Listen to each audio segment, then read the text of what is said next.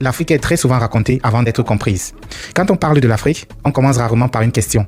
On commence par une histoire, quelque chose de joli, quelque chose qu'on a déjà entendu. Souvent, elle est déjà écrite avant même qu'on réfléchisse. On dit des choses comme « on sait déjà pourquoi ça ne marche pas ici » ou là « on sait déjà qui est responsable de tel ou tel problème », on sait déjà ce qu'il faut faire, on a des solutions en tête et très généralement, ces solutions-là ne sont pas à notre portée, elles sont dans l'action des autres. Mais est-ce qu'on sait vraiment ce qui se passe ?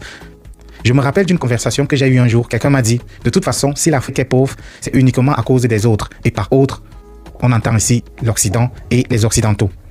C'est une phrase qu'on entend beaucoup et presque partout. Surtout, d'ailleurs, dans la bouche des panafricanistes qui défendent mordicus cette théorie-là. Et je comprends pourquoi cette théorie rassure. Elle évite de se poser des questions difficiles. Elle donne une explication simple à un problème très complexe.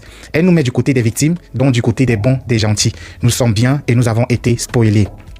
Mais dès qu'on gratte un peu, tout devient moins simple. Pourquoi deux pays africains, avec des histoires coloniales très comparables, ont aujourd'hui des trajectoires totalement différentes? Pourquoi certains gouvernements réforment peu, tandis que d'autres ne réforment même pas du tout? Pourquoi parfois dans un même pays, je veux dire, une ville avance pendant qu'une autre recule? Le passé existe, bien sûr, il ne faut bien évidemment pas le négliger, il pèse, ça c'est clair et net.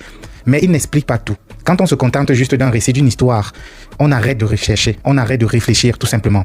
Et lorsqu'on arrête de chercher, on ne voit plus ce qui se passe réellement.